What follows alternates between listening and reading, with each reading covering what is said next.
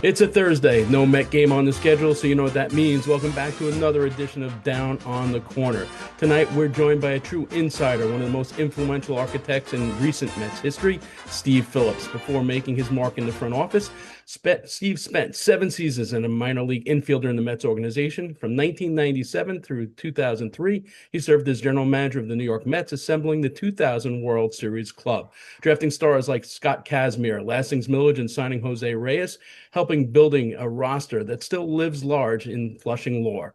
After his front office tenure, Steve went on to lend his sharp analysis to ESPN, TSN, and now SiriusXM, the leadoff spot, my must listen every morning.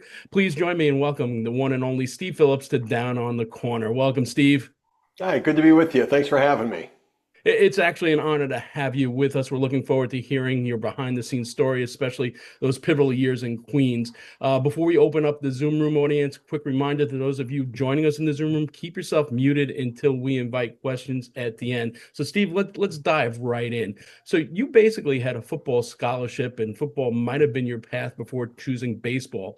What was it about the game of baseball or your mindset at the time that made you pivot to professional baseball instead of Northwestern? Yeah, it's interesting. I had gotten drafted out of high school, and so I signed a letter of intent for football in February of my senior year of high school. Denny Green was actually the head coach at Northwestern his first year there, who went on to coach the Vikings and Arizona Cardinals. And it was his first year at Northwestern. They had come off of a losing streak. They had not been great, but Big Ten football. And so I always looked at myself more as a football player first. Being in Michigan, the baseball season, was very short for high school back then. The weather was cold, and we played 20 games, 25 games or so, and I played summer baseball all the time. But I always looked at myself more as a football player who played baseball. But once I got drafted, I was in the 5th round, and I figured that I had more of a chance, obviously, to go to the major leagues in baseball than I did to go to the NFL. I was a running back, defensive back. So when I got drafted, I just made sure that the money I got as a signing bonus would cover what my scholarship would have been at Northwestern. And so I got a good signing bonus for the 5th round back then. I decided to sign and pursue my career in baseball. And then every offseason got a semester of school in. So I'd play, signed out of high school, I'd play, and then I'd go home in September, get a semester of school in, go back the next year for spring training, just trying to make sure, because I was a good student. I was second in my class in high school. So I wanted to make sure that academics were important to my parents and to me. So I made sure that I continued to pursue my academics while I was playing minor league baseball. So your baseball journey has you playing several seasons across the Mets and Tigers systems in the 80s. You posted 250 career hit batting average. I mean, no one talks about these days, but your plate discipline was off the charts. 282 career walks. Even had an 849 OPS that first season in Kingsport. When you think back to those days grinding out in places like Columbia, Lynchburg, Jackson, Glens Falls, what stands out most about your time as a player? I think that it's interesting. I was kind of an on base percentage guy before Billy Beane invented on base percentage. Like, who knew that on base percentage? I had a 350 career minor league on base percentage because I did walk a lot. I got on base. I was a leadoff hitter, number 7 hitter. I had stole 39 bases one year. I would have been 40, but I was stealing home at the end of the season, and the pitcher balked. And so I didn't get my stolen base. I wanted 40 and didn't get it. But I played with Darryl Strawberry in the minor leagues, Dwight Gooden, Lenny Dykstra, drafted the same year as Dykstra. In 1981, I was drafted ahead of Roger Clemens. The Mets drafted Roger Clemens that year in the 12th round, and I was the 5th round. And he was at San Jacinto Junior College, and they were $10,000 apart.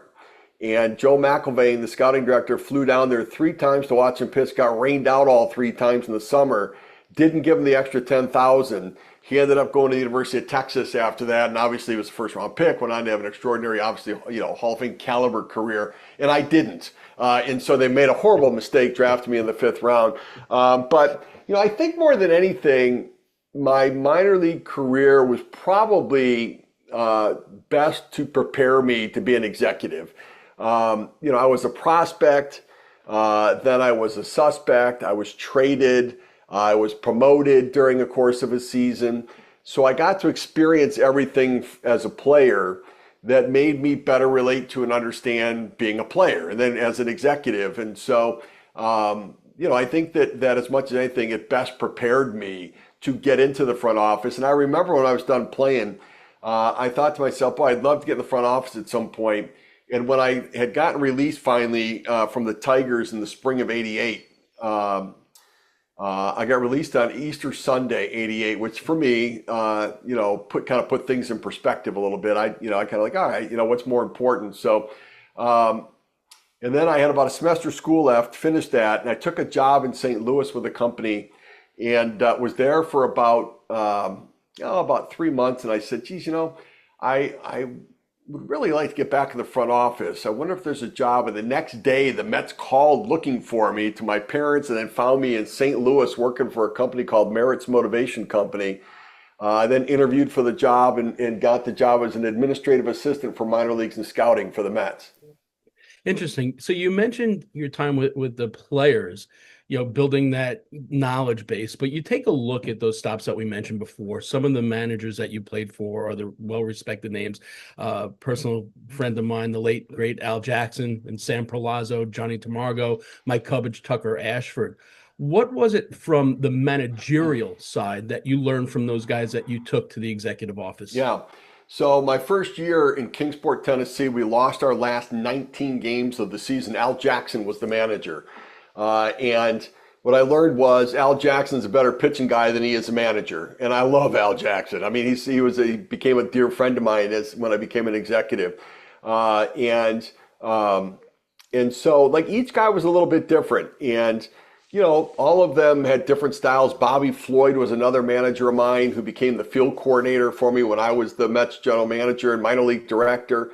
And they were all a little bit different. Tucker Ashford was a guy that he got in a fight defending his teammates when somebody made a racial comment to one of the guys. Really good stand-up guy. I liked him a lot.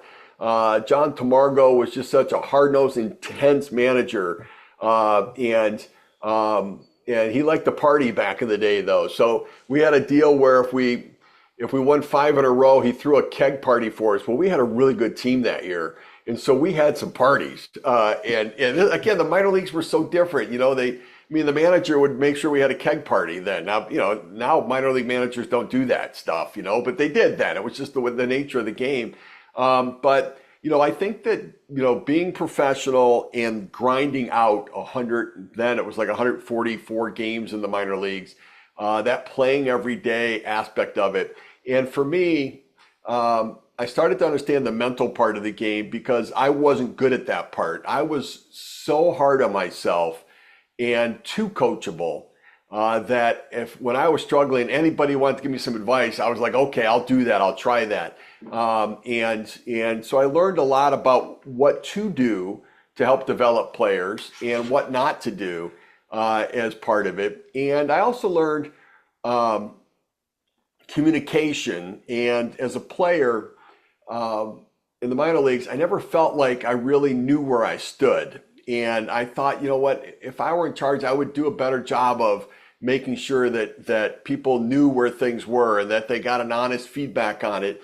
And then one of the other things that happened was in the minor leagues, Darryl Strawberry, who I love, and Dwight Gooden, who's a great teammate. There were times in the minor leagues where guys got away with things. They left when they wanted to leave. They showed up when they wanted to show up. And the better you were, the less repercussions there were for it. And I thought that didn't make sense to me. Like the better prospects, I wanted to make sure I was harder on them and that there was consistency and rules and accountability. And then when the Mets guys got to the big leagues and they had a lot of issues off the field, I thought there's got to be a better way of creating structure for minor league players so that when they get to the major leagues where you don't really have any control, you can't discipline them more than a $500 fine, you better make sure that they've got that structure in place before they get there, because once they're there, it's too late. And so I really, in my mind, started developing, if I had gotten to the front office, what would I do differently? And then finally did get that opportunity. So it's interesting. One of the features we've been doing on the KINER'S Corner website is every Friday we go back to the Baseball Digest March issues, which, evaluated all the team's top prospects. And it's so funny how far off some of these were. So you mentioned all the guys that made it to the pros. Was there a guy that you saw, that a teammate of yours, any of those stops that you said, wow, this guy is a can't miss, and then the guy just never put it together? And put that in context now, where guys spend even less time in the minors. How difficult is it for a GM to really get that evaluation? Yeah, so I got drafted the same year as a guy named Terry Blocker. He was a second round pick. I don't think we had a first round pick that year, the Mets. It was the year after they took Strawberry, Billy Bean, and John Gibbons in the first round. So in 82 or in 81, I don't think they had a first round. Terry Blocker was the first pick they took in the second round. But he was this athletic guy that could run, and he got a little bit of time at the big league level. I think he also ended up in Atlanta some, but never quite became that player. The best minor league player I ever saw or played with was Greg Jeffries. I hands down had never seen such a thing as what he could do. Both sides of the plate, switch hitter, same swing from both sides. I played with him in 1987, and he had a year that was unbelievable. I mean, just destroyed the baseball. I mean, he just absolutely, I think he hit 340 and had 52 doubles or something like that in Jackson, Mississippi. Just put together a monster season. I thought to myself, this guy is going to be a superstar at the big league level. Now, he was good young, and that's one of the challenges when a player's physical ability exceeds his emotional maturity. It becomes difficult, right? So Gooden whipped his way through the minor league system. Physically was ready to be a big leaguer, but emotionally and mentally probably wasn't quite ready for the lifestyle.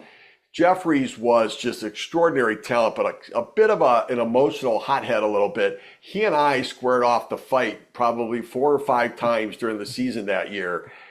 Just because, you'd give him a feed on a double play, and if it wasn't perfect, he'd snatch at the ball and he'd stare at you. A pitcher wouldn't be throwing strikes and he'd kick the dirt and yell, come on, throw it. I'm like, you can't do that. Like, it's not the way it works. And so, I felt like I was the one to confront him a lot with things. And yet he was such a good player, way better player than I ever dreamed of being. But he was the guy for me that I thought, he's going to break Pete Rose's record. That's how good I thought he was. He was that good a hitter. Yeah, not to be confused with the Tito Navarros and Alan Zinters of the Sure. farm system back then. So if I'm correct, I think you overlapped in Little Falls with Billy Bean and J.P. Ricciardi at the same time. You take a look at what all three of you went on to do back then. Did you guys have conversations that kind of led to the three of you to believe that, this is something that I think we want to do after playing? No, not really. They were a little bit ahead of me, but I was in instruction league with Billy a couple of years, and he was going to go to Stanford to play football. I was going to go to Northwestern to play football, but we were all so gung ho on being players that that stage of it, you're only thinking about being a big league player, not a big league front office guy.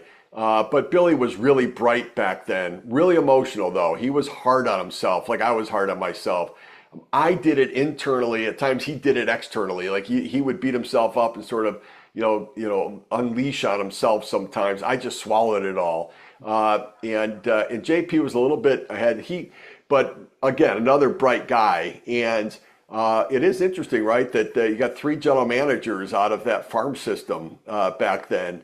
And I always joke that they drafted me for the front office, and that I wasn't going to be a player. I was going to be in the front office along the way.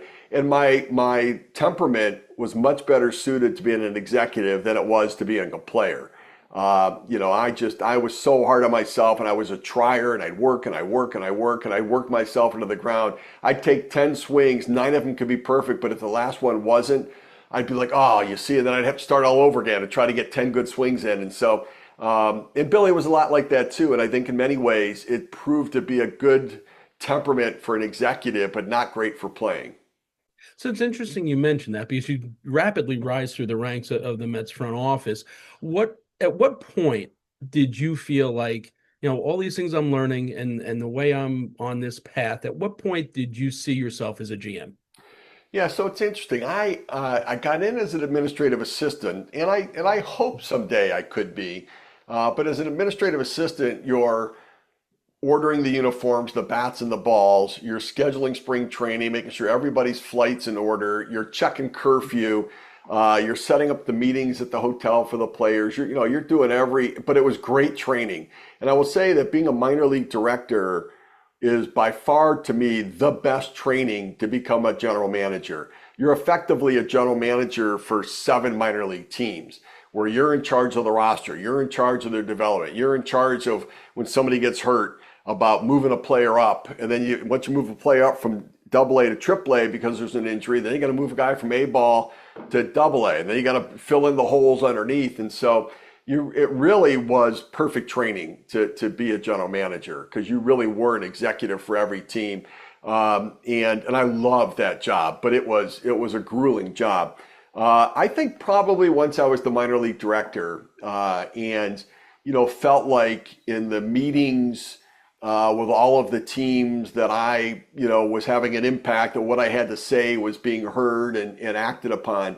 I had a thought that maybe I could at some point be a general manager, but you don't ever really know. And I was a little bit naive to not realizing, really if they clear house in the front office in front of you, then you might be gone and not have a job or find a job. And so, generally in this game, once you get your foot in, if you do a good job, you work hard, there's always a landing spot for you. Back then, more so than now. But I thought that maybe as a farm director, I'd have a shot to be a general manager. And then when I got the assistant's job in New York, then you realize, you're a phone call away from the potential of being offered a position somewhere. It's interesting because I think if I remember correctly, you were a little bit ahead of the curve. If I remember, you really had to convince the Mets front office ownership at that point in the mid 90s to invest in video technology. Looking back, why was that so important to you? When I finally got the job, I thought to myself, like football uses video, and it's such a great tool to watch plays over and over again. And as a hitter, I would love to see my swing and everything else. I had to get approval for the $40,000 to put cameras in, to put a video editing system in, to hire somebody to be our video editor. And this is 97, and other teams had started using it, and so I had to get approval. Then we completely computerized everything when I was there. We were still handwritten reports that would be sent in. You'd get hard copy paper put everywhere, and I'm like other people aren't, like, we're not doing it the way everybody else is doing it. So I had to get $25,000 from somewhere to be able to get the money and approval to spend on a company called AVM, Advanced Value Matrix, where they were one of the first analytics groups. They were guys that were commodity traders in Chicago who came up with a value, understanding that not all statistics capture all the value of a player. And their example at the time was, well, Cecil Fielder can be on first base and a ball gets hit to the right field corner and he has to stop at second base. Most everybody can get to third, and some of the really fast guys can score, but there's no stat that values the difference between the players in that way. And so it was the first time of tracking hard hit balls versus soft hit balls. And the more often you hit it hard, the more frequently you're going to get a hit. But yet statistics value a pop fly that bloops in the same way as they do a line drive. And, it's not really capturing the true value of the at bat. And so these guys were ahead of the time. And so I had to get $25,000 to be able to get this system in place, to be able to start to value players differently. And so It was, it was just a different time back then. But I do think that, so, and I was, I think I was 34 when I got the job. And it was just when the transition started to happen where former players, the Bob Watsons of the world were general managers. And then we started getting more of the sort of academics and executive type people in. I kind of looked at myself as a hybrid where, I had played in the minor leagues, but academics and sort of technology were part of my way of thinking as well. And so, I was able to sort of blend that first coming in because so many times, the old school versus the new school, give me the numbers versus what do my eyes tell me? And my thought was I needed both. I wanted the numbers and I wanted what a scout's eyes saw in a player and tried to blend those together to make the decisions that we did in the front office. Yeah, I wish more people would go that mix because I've had this conversation on this show so many times. And speaking of Brandon Nimmo, the analytics department told him that if he doesn't steal at an 80% success rate, he's hurting the team. And I keep on, like, in my mind, like, I don't know if you can quantify analytically the stolen base because the pitcher has to worry about the runner. Just the threat of the threat of the steal can't be quantified. If he has to go to slide step, if he has to pay more attention, his concentration wanes. So I don't know just because the success rate is what they're keying it off, why we don't have more steals in the game. But that's a discussion for another whole show. But so it's interesting. Like I said, I mentioned that I listen every day, and you made a comment this morning, and I'm going to paraphrase because I was driving, so I didn't get to write it down. That prospects get GMs fired. Right. Can you expand on that in the context of probably the greatest trade you made, the 98 Piazza trade, which was one of the franchise landmark moves? Yeah. So I think that we talk a lot about the value of money and how, do I want to get money spread out over time, over years, or do I want to get it now and invest it now so that I can make more money now over the time of the years? Well, I look at that as the time value of talent as well. And, I think a lot of times teams get caught up in the prospect. Like this guy is going to be, back when I was general manager, it was Alex Escobar was this top flight prospect. He was going to be the next Vladimir Guerrero Senior and the next Andrew Jones. He came through the South Atlantic League, looked like them, acted like them, performed like them, and he was going to be the next guy. And yet, as I kept watching, I'm thinking, people keep saying it, but I'm not seeing that same guy. I think he's talented, but I don't see him being that elite player. And so, but teams sometimes get afraid to trade their prospect because they don't want to get burned. I wanted to win now. And so I looked at it when we made the Mike Piazza trade, when we traded Preston Wilson, Ed Yarnell, and Jeff Getz. All three of them had a chance to be really good players. None of them were going to be as good as Mike Piazza. And the reality is they weren't going to be whatever they were going to be for another 3 or 4 or 5 years down the road. But I always had a chance to get the talent today. And so I looked at it thinking, we're going to go for it now. We give up the prospects, and it always hurts to give up prospects. But if you can get the time value of talent now fortunately, we were able to sign Piazza, which further justified giving up the prospects. We did the same thing with Al Leiter. We gave up prospects for Al Leiter. A.J. Burnett was in that deal. A.J. Burnett turned out to be a pretty good pitcher, but he wasn't Al Leiter. And we got Al Leiter today when A.J. didn't turn into what he was going to be for another 3 or 4 years down the road. And so I looked at the time value of talent today having dollar value.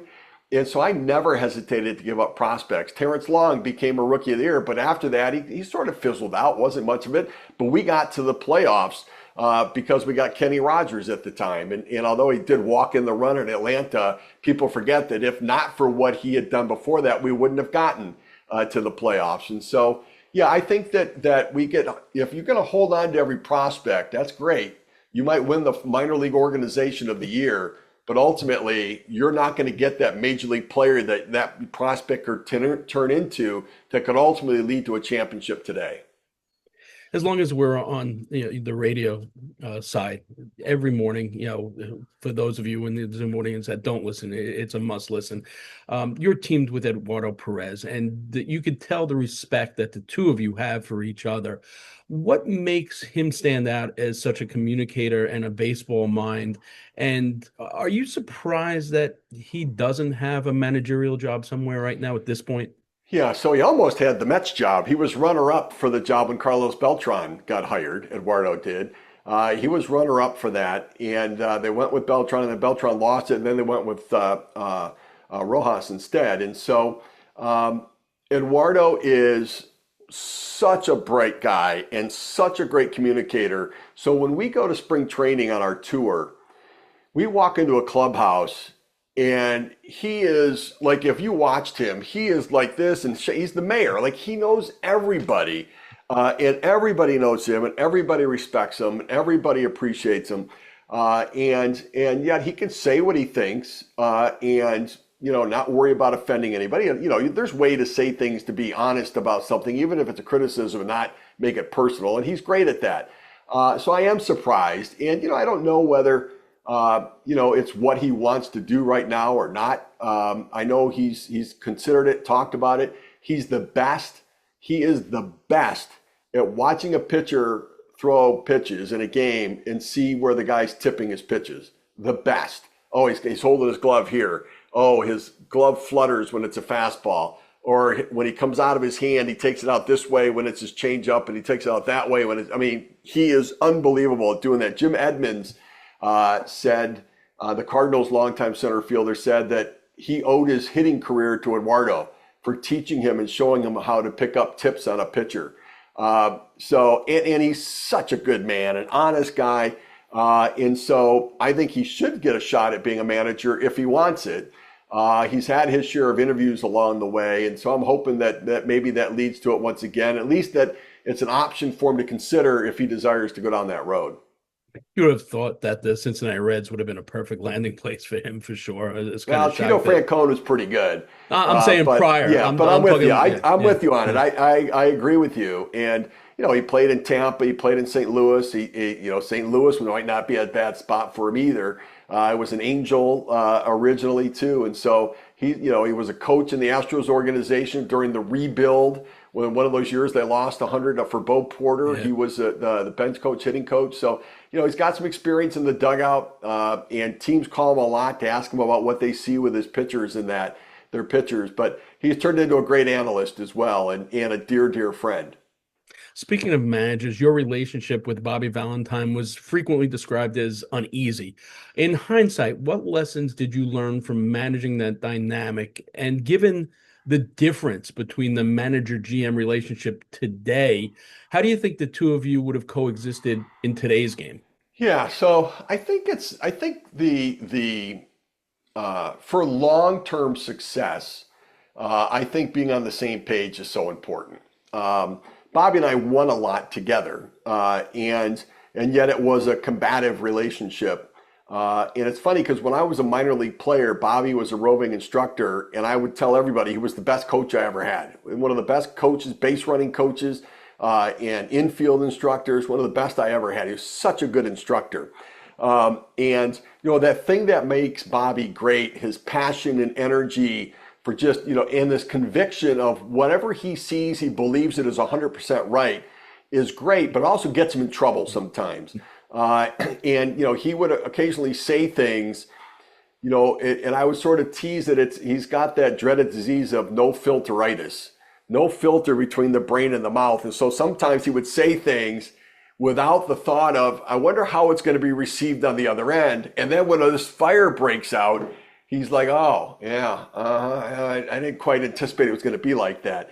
But Bobby and I have made up. We've really made amends with each other. And we actually, on Mad Dog Russo's channel, Mad Dog Radio on SiriusXM, I was doing the morning show there with Evan Cohen, who's now at ESPN on that morning show there, and Mike Babchick. And we had Bobby on, and it really turned into Bobby and I sort of acknowledging to each other our shortcomings. And, for me, I was young.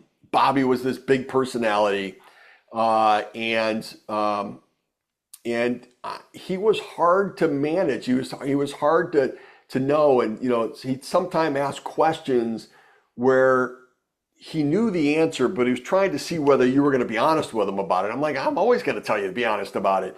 But I think that we did win a lot together, and his style for our team, it worked, even if at times guys sort of were motivated to prove him wrong. Which a lot of it was, guys would be like, wait, what did he just say about us? Like, what did he say about me? And yet they'd go out there and show him that they weren't what he said, and it worked for a period of time. Now, I don't know that works for the long term, but I was young, a bit insecure, and once we didn't really trust each other, it got in the way. So when he said something, I reacted this way, and then he reacted that way. And I think we both sort of recognized that we weren't our best selves with each other. And if I had to do it differently, I would. But then again, we made the playoffs for the first time in back-to-back years in franchise history, got to the World Series in 2000, and did have a lot of success together. Speaking of Bobby, I guess he might have been at his absolute best during 9/11. What do you recall about that time and the organization, through those horrific days? Yeah. So, I was actually in New York. The team was in Pittsburgh at the time, and I was driving into the stadium that day, listening to 10-10 Wins, and heard a woman call in saying that a plane had hit, but it was unclear whether it was one of those ones that would pull banners around the city or what was going on. But as then everything unraveled and we got the team back, it was really obviously emotional. And then, Shea Stadium became the staging point for supplies going into the city for the firemen that came in from all around the country and from Canada. They would stay on bunks in Shea Stadium down in the concourse. We'd feed them. We'd be working out on the field. The firemen would come out. But Bobby was really impacted by it. He had a lot of friends at the World Trade Center from an investment group there that he knew. And I think he felt responsibility to everybody who lost somebody. And that was an overwhelming feeling for him. And so, he really got gobbled up into that and trying to give so much to so many people that I think it took a toll on him. I think he has acknowledged that along the way. But he was a good role model to be out in front. He'd go down to ground zero with groups of our players. He'd be out there loading trucks. We were sending supplies into the city. And was at the forefront. For me, the most amazing thing is to have Bobby Cox and Bobby Valentine, hugging each other at home plate, the first day back playing in early September and after 9/11 was just, it was an acknowledgement that things were bigger than us. And I thought Bobby really represented the organization in an extraordinary way. A few more before I turn it over to the Zoom room, because those guys always get mad. They claim I steal all their questions, and I don't have a darnia in my ear to tell me, come on, Steve, move on. Yeah. Having seen the sport from so many different vantage points, player, scout, GM, and now broadcaster, what's the one misconception fans or even the media have about how decisions are really made in a front office? Yeah, boy, that's a great question. I think that there's so many different ways to go there. I think that one of the real changes in the game is that very few trades are only about baseball. They're more about money, right? The job has become, because of the magnitude of the dollars and the extensive long-term contracts, balancing the money is as much a part of the job as it is identifying talent. And you can find 8 guys that you like to make a trade, but it doesn't fit. The money doesn't fit. The player, the contract doesn't fit. And how do I move this money out to bring this money in? And like for when I ended up getting Robbie Alomar, I had to trade Robin Ventura for David Justice to the Yankees, traded Justice to the Athletics, and got Yates and Mark Guthrie back. But then it freed up the financial flexibility for me then to be able to afford the deal to bring in Robbie Alomar, But in order to move all the pieces around, I had to move money to free money to bring in money to put together the team the way that I wanted to. And so much of that game right now is dictated by salaries and contracts and everything else. And you know, so many times there's more to the story about who you go after, who you don't go after, who you trade away and who you keep, that you can't say. You know, this guy's got a drinking problem. This guy's got this issue. These guys don't get along. The manager doesn't like the player, and you know, what am I going to do? If he doesn't like him and he's not going to use him, I got to figure out what I'm going to do to make it work. And then I think probably more than anything, I think the thing I've learned about the most is lifetime annuities for Bobby Bonilla. I think it's probably you know, I heard Bernie Madoff's name every week for 13 years in the Mets front office. And he was the investment vehicle for the Mets. And so when we were letting Bobby Bonilla go, ownership said, talk to his agent. He deferred money on his first deal with us. See if he'll defer some money, and then ask the accounting department to crunch numbers that if Bernie were to make this amount of money or that amount of money over the next, push it out as long as you can. We'll make money on his money, to the point where his $6 million got deferred for 10 years, paid out in 25 equal installments to get him $29 million over a 35-year period. His last check will be when he's 72. In the meantime, the Mets thought they were going to make, with the Madoff investments, close to $60 million on his $6 million, while still paying out Bonilla the $29 million over time. And it also completely, you know, for those that, because there were some people who thought, well, the Mets had to know what Bernie Madoff was doing. They absolutely did not know, because I was in the middle of all of it. I would have heard it. And, you know, the notion of saying, ask the accounting department that if you were to make this amount or that amount of interest over time, what would we make, shows he didn't know what he was making on the money. So, but yeah, I think that you know, the stories are on and on and on. Two owners who each own half the team, 50% owners, and you know, one was involved daily. The other one really was just sort of a toy for him and a place to go and hang out and watch. And then trying to be the general manager for both those owners who own half the team, and they didn't really get along all that well.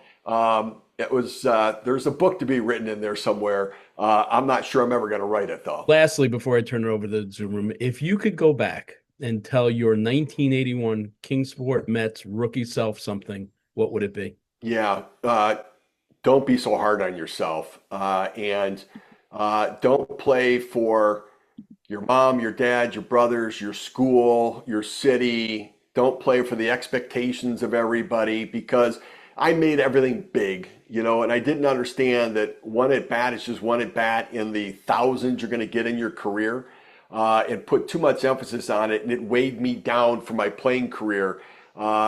It taught me a lot. And maybe I needed to go through that to get to the point of where I did, to get to the point today to be able to talk about it this way. But I was really, I was one of those guys so hard on himself that at some point playing became painful, because I didn't deal well with failure. And when you fail 7 out of 10 times and you're supposed to still be good, that did not digest well with me.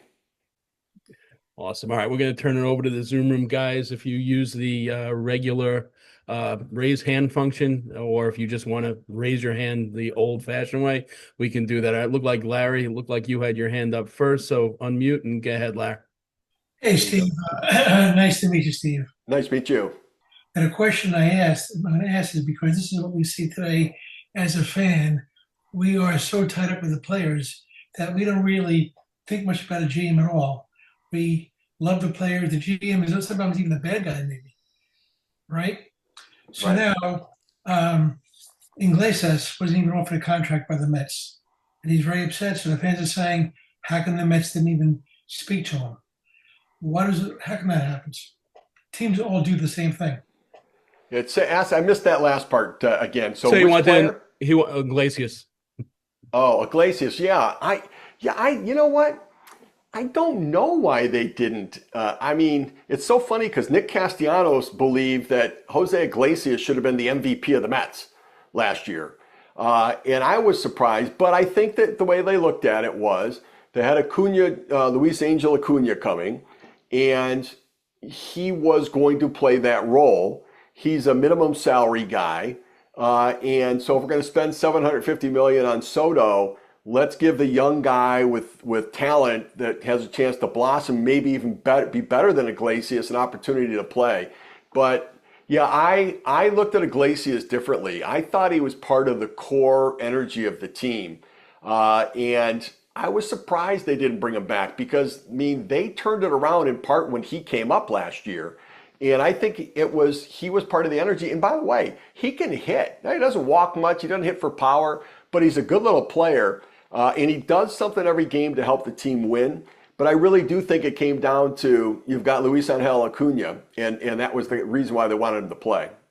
I think Eduardo and you guys had spoken about it during the free agent period, and Eduardo even said, listen, his metrics, his bat speed has definitely slowed down, but the results are there. Yeah. I think maybe they were just worried that maybe they caught lightning in a bottle and they wanted to move on. And like you said, with Luis and Acuna, they wanted to get him playing time. I saw Steve, you had your hand up next, so unmute, Steve. Go ahead. How you doing, Steve Phillips? Yeah, good. Good. Big Mets fan, obviously. And I was in college when you got the team to the World Series in 99, 2000. What great years that was. A lot of great memories. Thanks. 2 random questions for you. How close do you think you really got to getting Ken Griffey Jr.? And how close do you really think that you got to getting Barry Larkin that one season? Thank you so much. Sure, you bet. So for Ken Griffey Jr., I don't think we were that close. I think we could have matched up with them. But Griffey was controlling it, and he didn't want to go to New York. So I think that we had talent that could have warranted a deal, probably even better than what they got from Cincinnati. But I think that in the end, we were just used in a way, and we knew it at the time. We were going to be used in a way to run the price up to try to get Cincinnati to put more in. And the reality is, he was going to go to Cincinnati. Jim Bowden knew he was going to bring him to Cincinnati. But I think that we weren't really, I don't think that we had a realistic shot of getting him because of that. For Larkin, it was one of the most amazing things. So we had an agreement, and we were given 72 hours to talk. We agreed on the players. We were given 72 hours to talk to Larkin to get him to waive his no trade and to be able to come to New York. And within the 72 hours to talk to him and his agent, Jim Bowden went and negotiated an extension with him. And I'm like, Jim, it was my 72 hours and you went and made a deal with him during my 72-hour window. So we agreed on the players. Escobar, by the way, was going to be in that deal. But yeah, so I mean, we had an agreement in principle, just trying to get Larkin to sign off on it. And I think Larkin used it to turn it into an extension. And Bowden, I don't know if he knew he was going to get it, but ownership kind of came to him and said, here's money for you if you want to bring him back. And so they were able to get that done. But I really thought we had a chance to get him. I do. I mean, I thought we were minutes away from being able to close a deal on Larkin. Those were the killers. I remember all the time the guys that we were so close, whether it be Vlad or Larkin or Griffey, and then like at the last minute we don't get them. Those were the killers. All right, Sal, I see you got your hand raised. So before I unmute Sal, I just have to tell you, and I think maybe we finally stumped him, and he obviously left work early to get here, but every week, no matter who our guest is, he has some piece of memorabilia that's connected to that guest. Now, Sal, if you have any minor league cards of Steve ready to go, that's an ultimate mic drop, and you should retire, and that will be it. So go ahead, unmute. What do you got? Well, I'm old enough to retire now because there it is. There it is. Man. There it is. Sal. Yep. You never cease Well to done. amaze. Well done, Sal. That's Nice. Funny. Steve, I owe you a huge apology. About 22 years ago, we were at an event for Manchester Technologies. You know, Bobby was big with them. And we were talking, and you had asked about, well, what do you think we should do? And I says, I think you should bring back Roger Cedeno.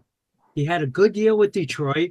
He's not been a problem child for us, maybe for Detroit. Next thing I know, he's back. So yeah, it's your fault. It's your fault. He wasn't as good the second time as he was the first time. It's interesting. Roger is now working for IMG Academy, baseball academy down in Florida, where kids go to play ball and everything else. James Wood from the Washington Nationals came out of IMG Academy, and Roger's down there working with outfielders and base runners. Better with the base running than the outfield play, though, for sure. Thank God. The question I have for you is, when you were toward the end of your minor league career and you decided to hang it up, first, what went into that decision, and how did you get into the management roles that led you up to being a GM? Yeah, so I became what they call a 6-year renewal minor league free agent. So when you play 7 seasons in the minor leagues, you become a free agent. So when you first sign, the team you sign with controls your minor league contract for 7 seasons. And so I played through the Mets, got traded in '87 to the Detroit Tigers, went to Glens Falls, New York, and roomed with John Smoltz. Smoltz was my roommate at Glens Falls that year. And then 2 weeks later, he got traded to Atlanta for Doyle Alexander in the deal. But at the end of that year, I became a minor league free agent. I re-signed with Detroit, went to spring training. Pat Corrales was the AAA manager for Toledo. And for me, being from Detroit, it was kind of a dream come true, like maybe a chance to play for the Tigers. But I realized in spring training that I was one of those crunch numbers right at the end. And so I got released, and then I got offers to go back and play AA. And, at that point in 87, 88, I was 24, going back to play AA and going to be 25 in May that year. And I thought, I'm just filling out a roster spot at this point for the prospects, because you need enough players to play with them. And I realized where I was and where I was going and where I wasn't going. And I had sort of stalled out. And so because academics were important, I was going to Michigan to get my degree. I went back. I said, you know what, I'm not going to go back to AA. Went home, finished to get my education, and then went on to work from there. But, and I got to tell you, when I got done playing, I couldn't watch baseball. I went a whole year not watching any games. I needed to figure out, and so many players have to go through this. I was always the baseball player who was going to college. I was the baseball player who was coaching youth basketball. I was the baseball player who was at the gym working out. And then when I wasn't the baseball player anymore, I had to figure out, well, who am I right now? It's really because for athletes, your job becomes your identity. And when you're not doing that anymore, so many guys, when they retire, have so many struggles with things because they got to figure out who they are as a non-athlete now, as a non-professional. And so it took me a year to sort of sort through all of that. And then I started working with that company in St. Louis. And as I said, I one day said to my fiance, future wife at the time, I said, I really have interest in being in baseball and, working in the front office. So I wonder if there's something available with the Mets. And the next day they called me out of the blue and asked if I'd interview for a position. So it was sort of destined to go that way. That's awesome. One last quick one. Anatomy of a trade. Now, I remember seeing you up in the booth with your hand on your phone constantly. Do you call a team and say, hey, listen, would you be interested in trading player X? How does that evolve? Yeah. So back then we used the phone and with talking to people. Now everybody texts each other. But there are some people who take calls, some people who make calls. I was a call maker. I called Dan Duquette. By the way, before Moneyball and Scott Hatteberg, I called Dan Duquette 40 times to try to get Scott Hatteberg from him and to bring him in. But yeah, I would call. What I always wanted to do is to know your team as well as your team. How many options guys have left, who's running out of time, where they are with their contract, to know some of the pressures that the other general manager was going through. And I would really study to see who we matched up with and not waste time with teams that we didn't really match up with. And then you'd make a phone call and say, hey, listen, what are you guys looking to do? I'd ask, even though I kind of knew what they were looking for. And I said, well, listen, we have some depth in this area, but I really need to get a left-handed bat off the bench right now. Would you consider something like this? And they, well, let me think about it. Every general manager is different. Back then, Terry Ryan with Minnesota would say no to everything initially. No, I don't think so. But then he'd call back and say, we thought about that a little bit. but he always said no because it bought him time and protected him. The other thing teams would do is, no, my owner won't let me do it. And that's why Scott Boras goes to owners now and not general managers, because general managers would use the owner as the bad guy. I'd give you the money, but my owner's not going to loosen the purse strings that way. And so you could keep the negotiation going without being the one who's saying no. And it was easier to negotiate. And that's why Boras goes to the owner, because the owner doesn't want to be the bad guy who's saying no, because he's okay if the general manager takes the hit for not giving the money, but the owner doesn't want to take the hit for being cheap. And so Scott's figured that out. But even, as a general manager for trades, it'd be like, you know what? It's a number of times somebody said, it's my owner's favorite player. He's not going to let me make a deal there. But I think really the dynamic of making calls, and what I always did was try to make sure I had an alternative, that it's somewhere I would work it into the conversation, or I'd have my assistant buzz me and say, hey, buzz me and come in and say, Pat Gillick's on the line. And while I'm talking to Billy Bean or to Walt Jocketty, and I'd be, all right, well, tell Pat I'll be right there. And I say, Pat Gillick's calling me about. And so just trying to create that illusion of alternatives to put a little bit of pressure on the other general manager.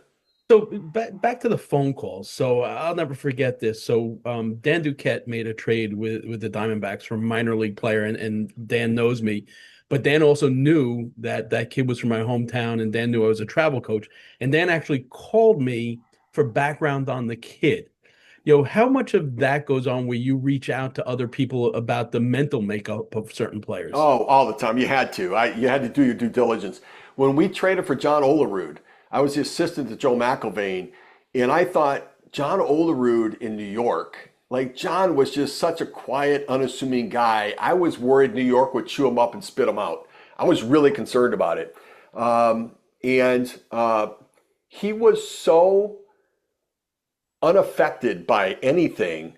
He lived in New York City and took the 7 train to the stadium every day. And it was like nobody even paid any attention to him. He just sort of like blended in with everybody. And then for Robbie Alomar, I had a real concern how he'd handle New York. And it's the difference, especially, and this is particularly important in New York, because, playing in Baltimore or playing in Detroit or Kansas City is a completely different animal than playing in New York. And even as an executive, people don't handle booing. Mets fans, Yankee fans, when they communicate and they don't like something, they boo. In St. Louis, they just don't clap. When I was we were in the playoffs in St. Louis, and down the left field line, so the fans started chanting, "New York sucks, New York sucks." And one of the fans for the Cardinals got up and he came back and he goes, "Listen, I want to apologize." He knew we were with the Mets front office. "I want to apologize for our fans. We don't normally treat people that way." I'm like, "Don't worry about it. Our own fans say that to us all the time." I think that the makeup and character of a player is so important, particularly the larger market you're in. I think it's critical. Anyone else have some questions for Steve before we let him go? He squeezes in. He usually has a standing up. All right, Joe. Let's see. We'll end it with Joe. Go ahead. Okay, one quick question, Steve. What's your best educated guess about what happens with Pete Alonso? Yeah, good question. I think with Guerrero signing now and going back to Toronto, I suspect that the Mets will keep him, and Steve Cohen will pony up whatever that deal is. Now, the reality is he may test the market again. He'll opt out. I don't suspect. Maybe they can make a deal that will satisfy him, but I think he had his sights set really high, too high, that the market said you're not worth that. Now he's having a better year, obviously, so far, a much better year. And I think that there will be other suitors in on it. But I always look at it and think there's always going to be one more dollar with Steve Cohen's face on it than any other owner in baseball. So if the Mets want him, they'll be able to keep him. Okay, thank you. Steve, thanks so much for your time tonight. Really appreciate great stuff as always. For those in the Zoom room who have XM radio, make sure you check it out. But it's also simulcast on MLB Network as well. So check out the morning show. It's awesome. So Steve, once again, thanks so much. You bet. Thank you guys. Thanks everybody. Appreciate it. Have a great night. Okay, you too. Thank you so much. You got it. The great Steve Phillips. So